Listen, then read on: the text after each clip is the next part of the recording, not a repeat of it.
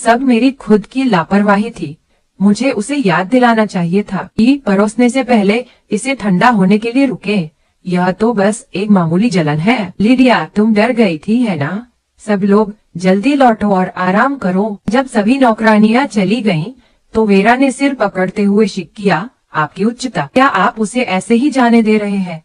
इस तरह का व्यक्ति अपनी गलतियों पर विचार नहीं करेगा। आपको उसे एक कठोर सबक सिखाने का यह अवसर लेना चाहिए। हालांकि काइना के अपने योजना थी।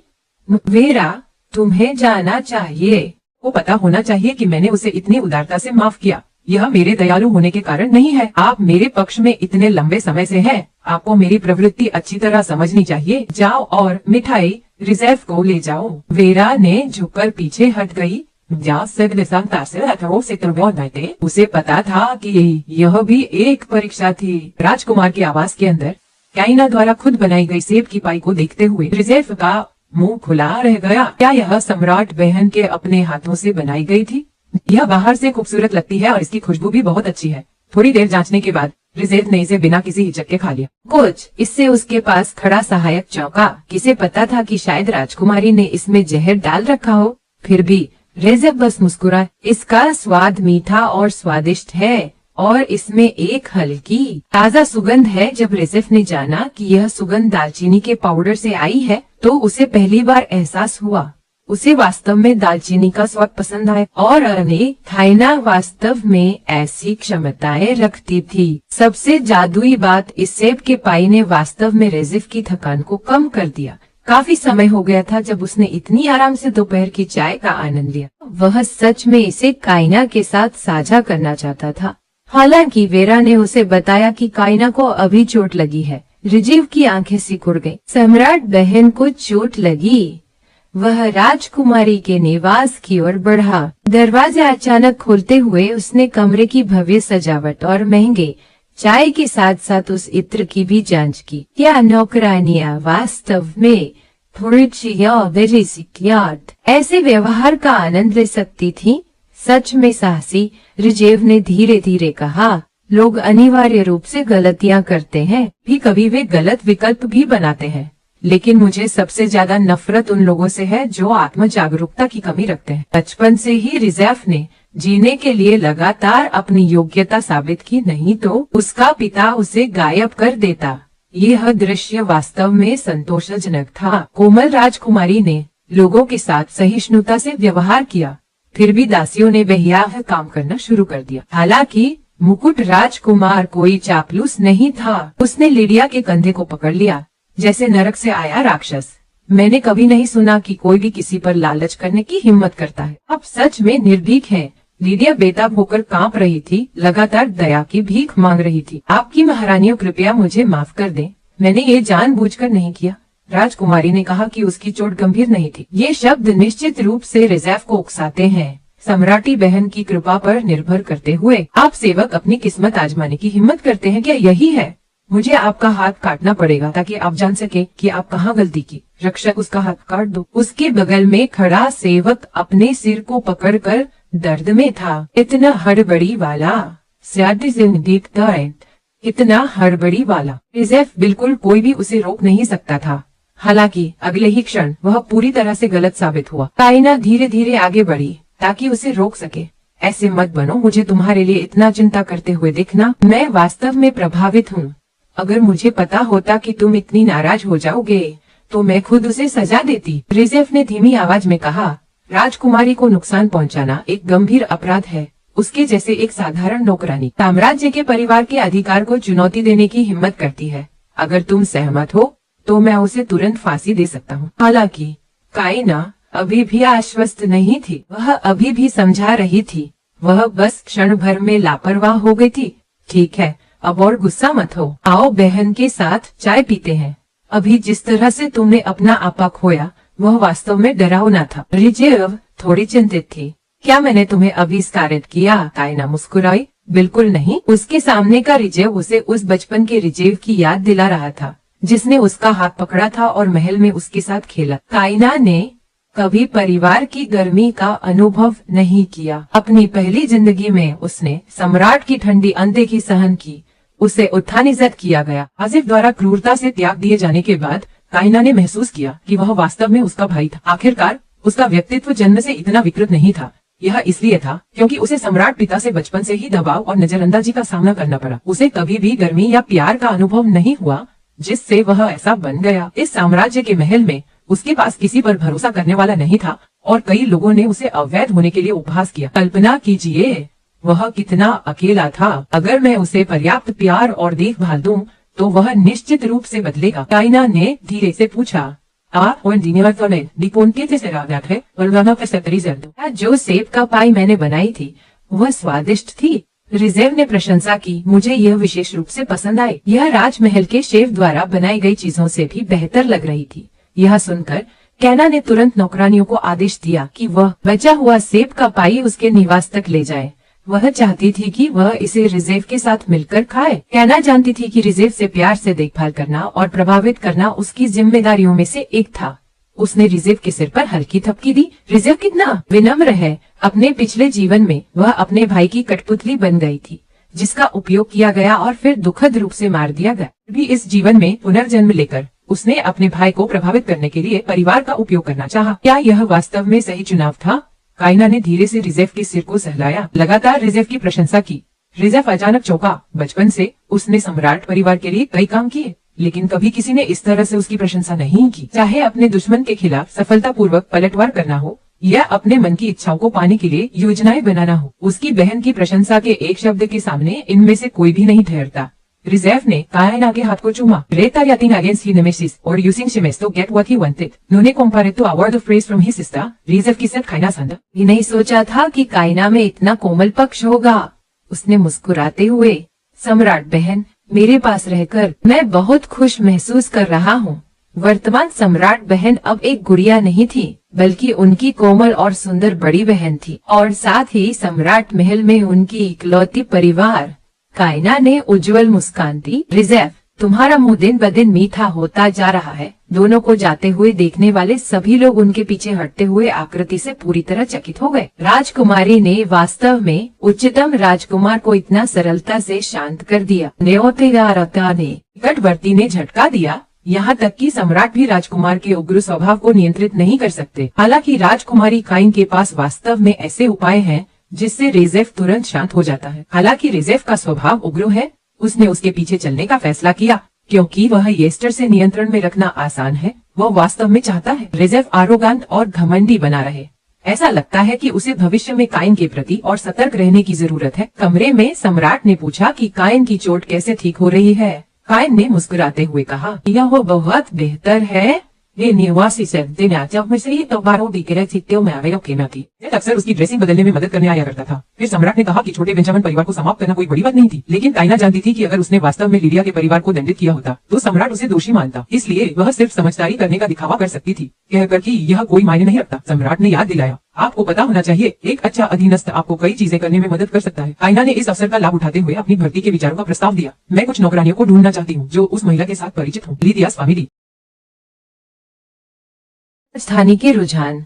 मैं सभी बोरिंग पुराने कपड़ों को बदलने और कुछ गहने खरीदने की योजना बना रही हूँ। वर्तमान में कैना खुद को एक निर्दोष युवा लड़की के रूप में प्रस्तुत कर रही थी, जो अपने प्रिय पिता को खुश करने वाली एक प्यारी बेटी थी। तभी सम्राट के सूदखोर लॉर्ड ने कहा, हमें राजकुमारी कैना के लिए एक उम्रदराज महिला साथी ढूंढने की जरूरत है। यह भूमिका आमतौर पर दूध पिलाने वाली द्वारा भरी जाती है। हालांकि कैना की दूध पिलाने वाली को बहुत पहले महल से बाहर भेज दिया गया था। इस बार सम्राट ने उसे फिर से बुलाने का फैसला किया। कैना बहुत खुश थी। स्कोला उसके लिए एक माँ की तरह थी। ऐसा लगता है कि इस बार उसे एक अप्रत्याशित लाभ मिला है। काइना, जो सम्राट के कमरे से निकली थी, रुकी क्योंकि उसके सामने एथन खड़ा था, जिसे उसने 5 बार अस्वीकार किया था। उसे उम्मीद नहीं थी कि जिस आदमी को उसने 5 बार अस्वीकार किया, वह वास्तव में सम्राट की महल में सीधे प्रवेश करेगा। केवल इतना ही नहीं, उसे एक आसमान छूने वाले उपहार भी मिले। काइना ने अपने सामने उस उपहार को देखा, थोड़ा चौंकी। क्या यह प्रसिद्ध काला उपहार है? यह चाय नीलामी के माध्यम से ही खरीदी जा सकती है। मैंने सुना है कि यह प्रकार की ब्लैक टी प्राप्त करना बेहद मुश्किल है। काइना ने मुस्कुराते हुए कहा, क्या आपने मेरे लिए धन्यवाद के तोहफे की तैयारी की थी? ऐसा लगता है कि जिस जानकारी मैंने पिछले बार आपको दी थी वह आपके लिए बहुत सहायक साबित हुई। आज मौसम अच्छा है, क्या हम एक साथ टहलने चलें? जब ईथन ने यह सुना तो उसने तुरंत काइना का हाथ थाम लिया, यह भी कहता हुआ कि वह उसके लिए एक गार्ड बनने को तैयार है। हालांकि काइना ने इसका जवाब नहीं दिया, बल्कि उसकी बात को अस्वीकार कर दिया। ईथन का चेहरा मुरझा गया। राजकुमारी से बगीचे में अपनी सुरक्षा के रूप में नहीं जाती थी। काइना ने पूछा, आप अकेले मेरे साथ रहने को तैयार हैं? क्या आपको डर नहीं है कि मैं पहले की तरह बेझिझक आपसे लिपट जाऊंगी? लेकिन एथन गंभीर हो गया। मुझे लगता है कि वर्तमान आप ऐसी नहीं होंगी। काइना ने चमकती मुस्कान के साथ कहा, आप मुझ पर इतना विश्वास करते हैं, ऐसा लगता है कि आप बहुत संतुष्ट हैं। मैंने आपको जो जानकारी दी थी उसके बारे में पिछले बार जिन अन्य परिवारों का मैंने जिक्र किया था वे जल्द ही मना कर देंगे। इस तरह आपके विवाह के मामले स्वाभाविक रूप से रद्द हो जाएंगे। इस तरह केवल क्या थियोन इस परिवार की मिस ओलिविया है। वह एक उत्कृष्ट और बुद्धिमान लड़की है। मुझे लगता है कि वह आपको बहुत अच्छी लगती है। हालांकि ओलिविया जल्दी ही मेरी नौकरानी बन जाएगी। इस प्रकार किडरे उनके परिवार की प्रयोजन समाप्त हो जाएगी। आपकी शादी भी बेकार हो जाएगी। अंत में सभी विवाह की व्यवस्थाएं जो आपकी माँ ने स्वीकृत की थी निराधार हो जाएंगी। इस प्रकार निकट भविष्य में आपकी माँ आपको शादी के लिए दबाव नहीं डालेगी। बधाई हो लॉर्ड किडरे। एथन कभी कल्पना नहीं कर सकता था कि कैना यह सब अनुमान लगा लेगी, लेकिन वह समझ नहीं सका काइना उसे ओलिविया से शादी करने के लिए क्यों कहना चाहती थी। इसका क्या मकसद था? पहले काइना ने स्पष्ट रूप से ओलिविया को पसंद नहीं किया। काइना ने धीरे धीरे कहा, अब ये सब कोई मायने नहीं रखता। द्वेष, नफरत, जलन और प्यार, इनमें से कोई भी मायने नहीं रखता। वैसे इस अवसर का लाभ उठाते हुए मैं आपसे औपचारिक रूप से माफी मांगना चाहता हूँ। मैं आशा करता हूँ कि आप मुझे पहले की असभ्य व्यवहार के लिए माफ कर देंगे। मैं काइना एक बार फिर राजकुमारी के नाम पर शपथ लेता हूँ कि अब से मैं कभी भी नहीं आऊंगा। आपके प्रति कोई भी अशिष्टता न हो। वह स्पष्ट रूप से एक उच्च स्टेटस की राजकुमारी थी, फिर भी अपने पिछले जीवन में एक समर्पित प्रेमिका बन गई। हालांकि इस जीवन में प्रेम और ऐसी चीजें अब महत्वपूर्ण नहीं है। इथन कभी कल्पना नहीं कर सकता था कि जो महिला एक बार उसकी जान से प्यार करती थी वह अब इतनी उदासीन हो जाएगी। उसे ऐसा करने से क्या लाभ हो सकता है? काइना ने हंसते हुए कहा, लाभ यह है कि मैं कुछ बहुत कीमती प्राप्त कर सकती हूँ। वह है लॉर्ड किडरी का विश्वास।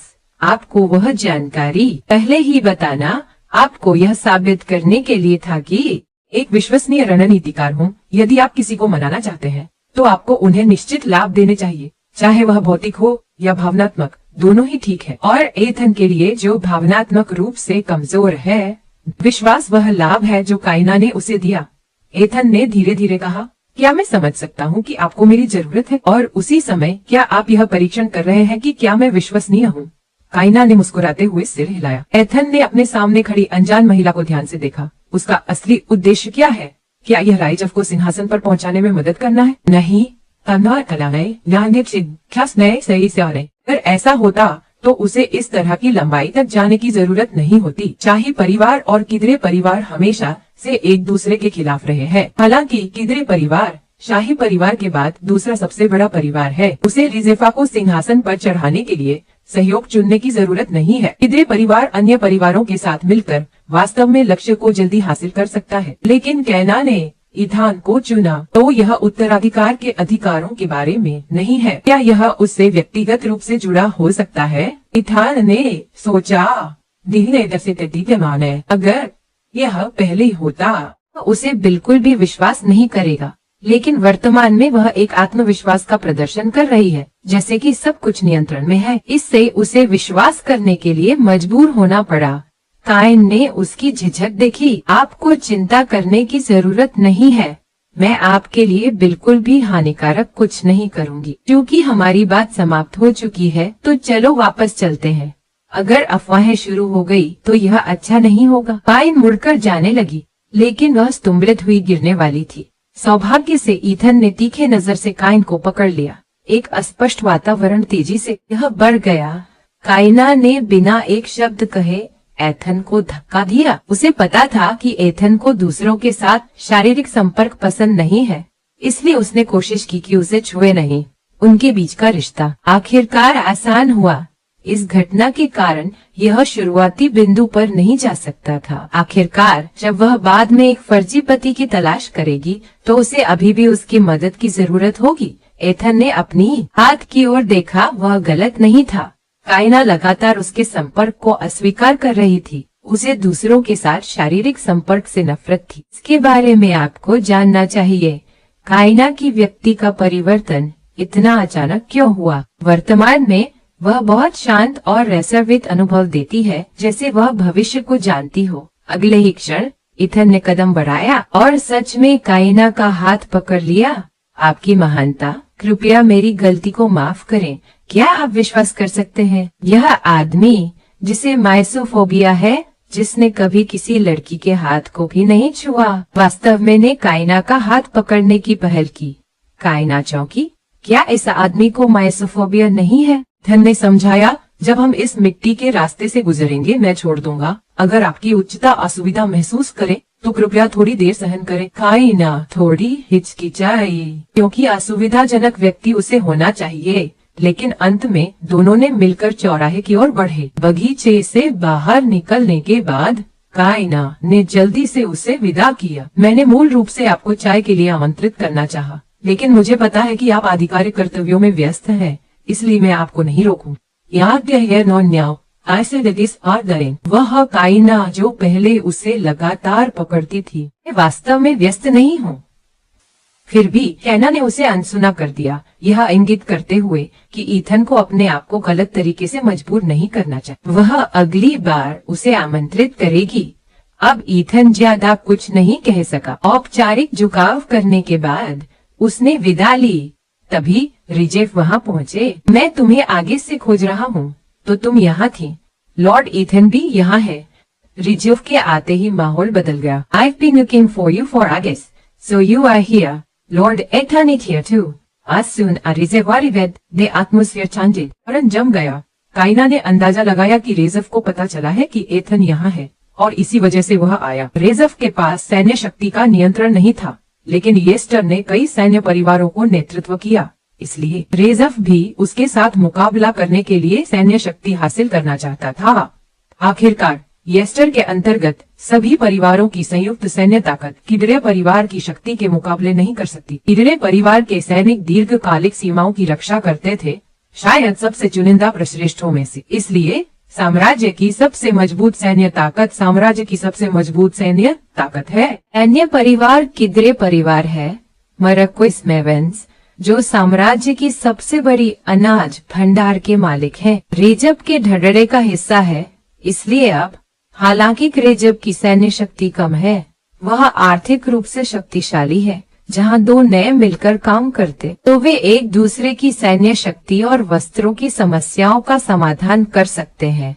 इसलिए रेजब हमेशा किडरे को अपने शिविर में लाना चाहता है। काइन उन्हें एकजुट नहीं होने देंगे, क्योंकि किडरे की शक्ति उसके लिए इस जगह से जाने का सबसे मजबूत ताश का पत्ता है। रिजेफ को दूसरी तरफ खींच लिया। लिडिया ने अपने पिता को पाया, यह जानने के बाद कि उसकी जलती हुई हायना की रिपोर्ट गिनो मेवेंस बर्लिन द्वारा की गई थी। उसने अपने पिता से पूछा, वह कब तक पोजीशन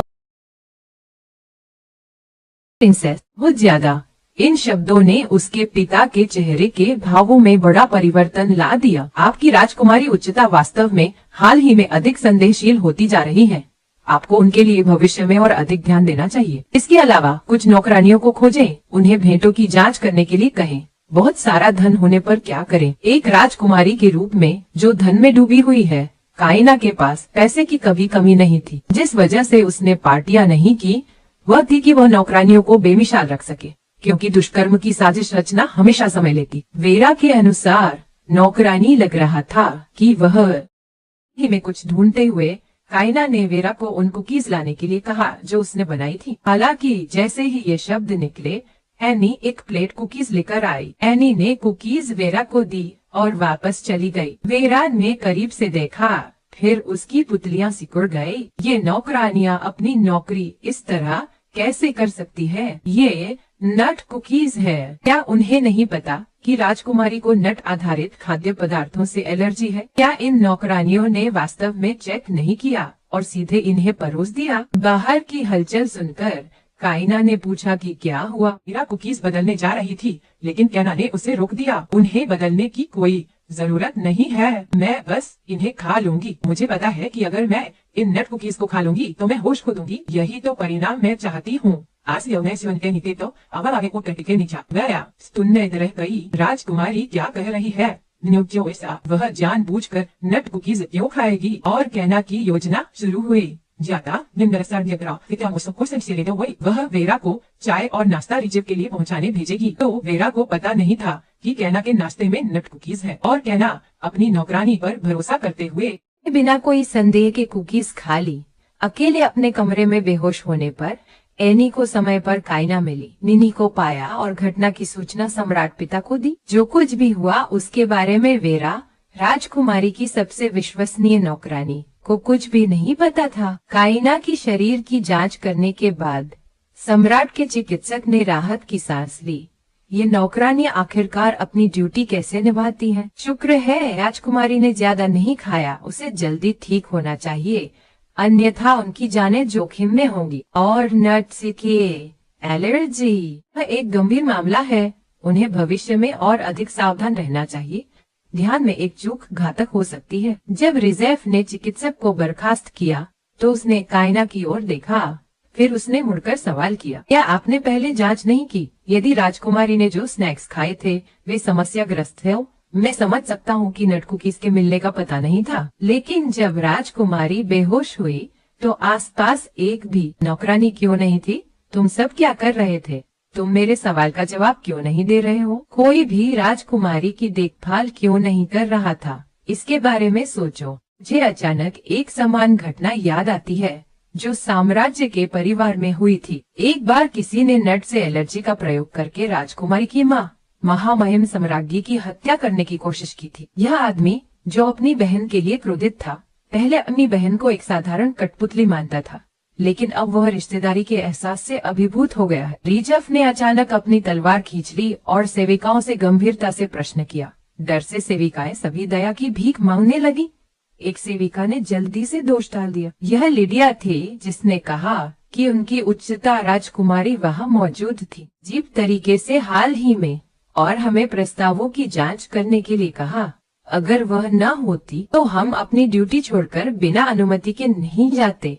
उसने हमें यहाँ तक धमकी दी कि अगर हम नहीं गए तो वह हमें इसका पछतावा कराएगी। लिडिया हैरान थी। उसने कभी यह नहीं सोचा था कि उसे इतनी जल्दी धोखा दिया जाएगा। वह अब इन बेवकूफों द्वारा खींची नहीं जा सकती। लिडिया ने अपनी रक्षा की। आपका उच्चता राजकुमार, कृपया उनकी एक तरफा कहानी पर विश्वास न करें। यह एक साजिश है। किसी ने जरूर जासूस भेजे हैं ताकि आपकी शक्ति को कमजोर किया जा सके। जेव ने ब्लेड को लिडिया की गर्दन पर रखा। क्या तुम मेरे साथ खेल खेल रही हो या तुम जासूस हो? लिडिया जोर से कांप गई।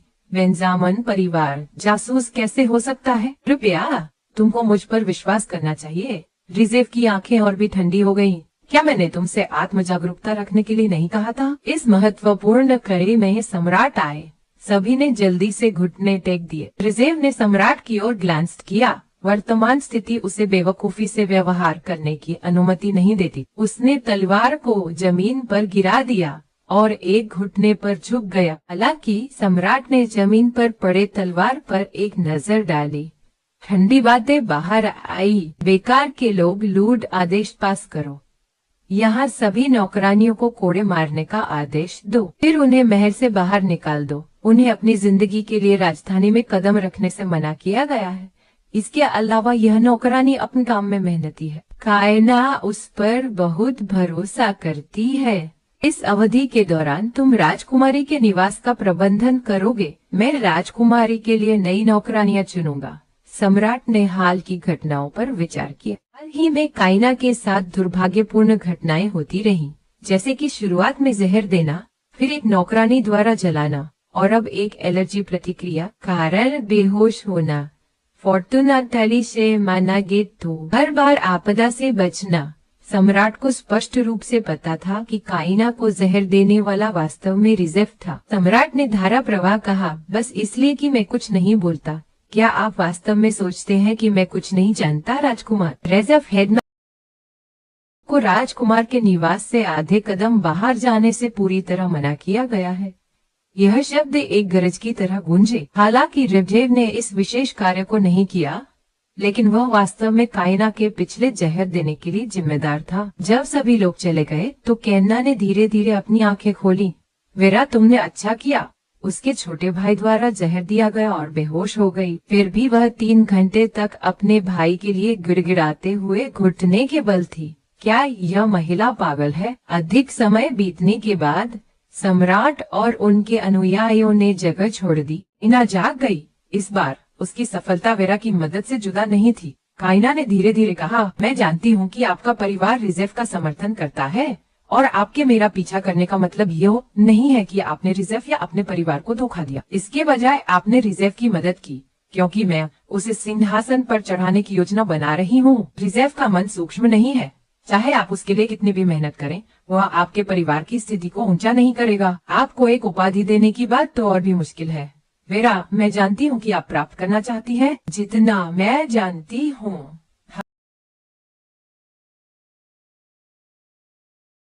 Can we do it better?